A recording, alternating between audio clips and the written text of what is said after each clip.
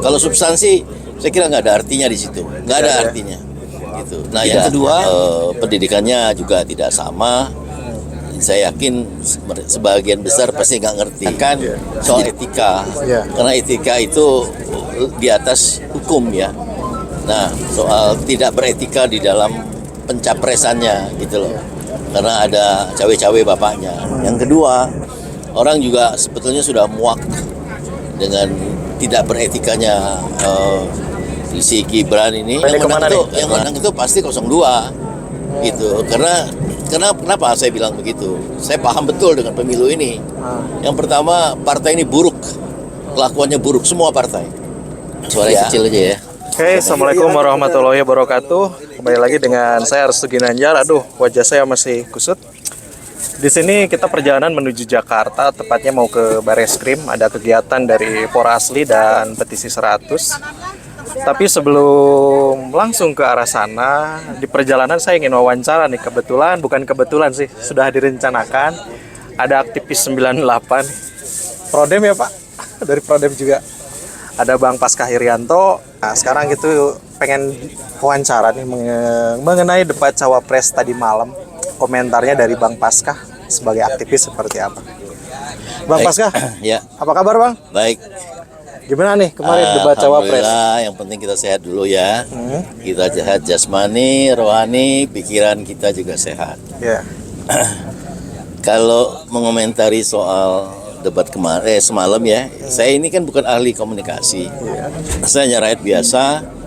Terus terang, saya tidak mengerti materi debat itu ya, sebagai rakyat biasa. Jadi sepertinya debat ini memang untuk orang-orang yang ahli di bidangnya. Gitu. Sementara debat ini kan konsumsi publik, di mana rakyat tidak pendidikannya juga tidak sama. Saya yakin sebagian besar pasti nggak ngerti. Jadi apa makna perdebatan semalam itu? Saya kira cuma pengen tahu aja apakah di antara mereka ada yang mati kutu dengan pertanyaan di antara mereka. Hanya itu. Kalau substansi, saya kira nggak ada artinya di situ, nggak ada artinya. Gitu. Nah, yang kedua, orang pengen lihat juga hanya kemampuan menjawab secara cepat. Gitu. Itu nanti terlihat ada yang gelagapan atau ada yang lancar. Penilaian publik hanya seperti itu saya lihat. Kalau isi materi tidak semua paham, termasuk saya tidak paham. Ya, saya kira sementara itu. Tapi kalau dari 3 cawapres tersebut, katakanlah yang menurut Bang Paskah penilaiannya bagus, ada nggak? Ya, saya kira ada. Jadi ada beberapa poin yang di luar materi. Itu soal ini, 2 calon yaitu 01 dan 03 itu yang menyerang 02. Sebetulnya mereka tidak menyerang sebetulnya, tapi ingin mempertanyakan soal etika. Karena etika itu di atas hukum ya. Nah, si 02, cawapres 02 ini sebetulnya yang selama ini disorot oleh publik soal tidak beretika di dalam pencapresannya gitu loh, karena ada cawe-cawe bapaknya. Yang kedua, orang juga sebetulnya sudah muak dengan tidak beretikanya si Gibran ini, karena orientasi pada dinasti politik ya. Gitu. Kita harusnya hormat pada konstitusi, karena konstitusi kita sudah menjelaskan untuk presiden wakil presiden hanya boleh 2 kali. Harusnya patuh pada itu. Kalau sudah tidak patuh, bagaimana kita bisa percaya untuk bisa menjalankan roda organisasi kepemerintahan ini? Nah, padahal tugas kepala negara itu kan cuma 2, dan itu sangat universal, yaitu soal pendidikan agar semua bangsa ini cerdas. Nah, ini kan menunjukkan ketidakcerdasan. Bagaimana dia memberikan contoh yang tidak cerdas? Itu. Yang kedua, kesejahteraan ya. Dari tadi setiap ada pembicaraan berbagai topik itu, orientasi dari 02 itu lebih cenderung untuk pengusaha ya. Jadi apapun judulnya, mau UMKM kah, tapi lebih cenderung ngomong soal orientasi pada pengusaha, tidak pada publik. atau rakyat pada umumnya gitu. Kita sudah tahu ya bahwa rakyat selama ini hidup sendiri kok, nggak ada intervensi negara gitu. Kita usaha sendiri, sementara pedagang atau pengusaha juga tidak terlindungi secara hukum, apalagi konsumen ya. Yang pertama itu harusnya konsumen dilindungi dulu, tapi undang-undang konsumen kita selalu lemah, sehingga konsumen selalu di pihak yang kalah. Ya itu kira-kira komentar saya. Terima kasih. Nah, kalau melihat dari kemarin hasil debat atau nanti ketika pemilu dimulai, apakah mungkin satu putaran? Jadi saya tidak tahu satu atau dua putaran, tapi saya mau berkesimpulan begini. Ini sambil ngeledek aja kesimpulan ini. Yang menang itu pasti 02 gitu. Karena kenapa saya bilang begitu? Saya paham betul dengan pemilu ini. Yang pertama, partai ini buruk. Kelakuannya buruk semua partai. Ya. Sementara dalam sistem pemilu yang langsung ini itu disiapkan sebetulnya satu mekanisme yang harus dipakai, dan itu tidak dipakai, yaitu pengumpulan C1. Yes. Semua partai tidak mau melakukan itu. Kenapa? Supaya kacau memang. Nah, makna kacau bagi partai itu adalah uang.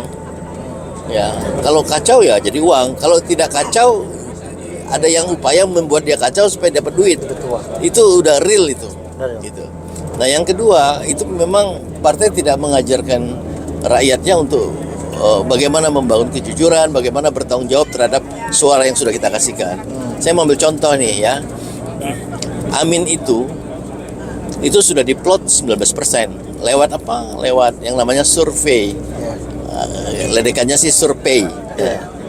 Artinya betul-betul dibayar, survei. Gitu kan? Nah, sudah diplot 19%.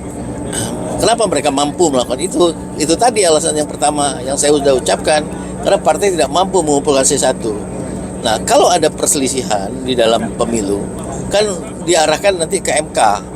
Pertanyaannya, apakah semua calon presiden itu atau calon legislatif itu mampu memberikan bukti-bukti di Mahkamah Konstitusi? Karena Mahkamah Konstitusi tidak ngurusin soal kecurangan, ya. Dia hanya ngurusin angka. Maka jadi semacam mahkamah kalkulator. Jadi Anda datang ke MK untuk pulang bawa kursi, kira-kira begitu bahasanya. Kalau Anda ngomong soal curang di sana sini, itu datang aja ke polisi.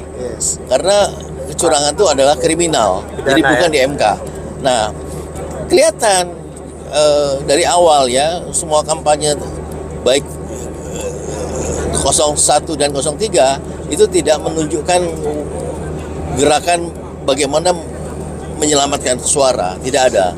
Yang heboh itu adalah bagaimana mendapatkan suara. Padahal pekerjaan besar dalam pemilu itu cuma dua, mencari suara dan menjaga suara. Menjaga suara bisa diartikan sebagai bentuk pertanggungjawaban. Anda harus bertanggung jawab terhadap apa yang sudah kami berikan. Harusnya kan begitu. Gitu. Tapi ini tidak terjadi. Jadi siapapun pemimpinnya menurut saya tidak sepenuhnya mau bertanggung jawab pada bangsa ini. Terima kasih. Oke. Terakhir pertanyaan Pak Pasha. Kan tadi Pak Pasha bilang otomatis nomor 2 nih yang bakal menang kan? Tadi yang saya garis bawahi. Ternyata sudah pemilu yang menang 03 nih atau 01. Jadi gimana tuh?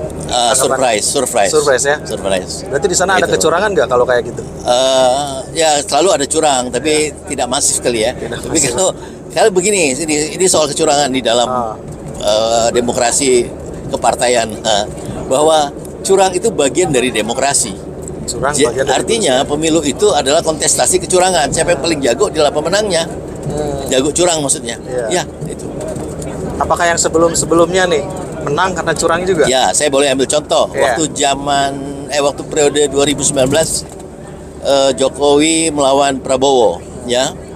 Waktu dihadirkan di MK oleh gugatan dari pihak Prabowo, ternyata Prabowo bisa membawa 2 kontainer C1, tapi pertanyaannya bisa nggak itu dibuka?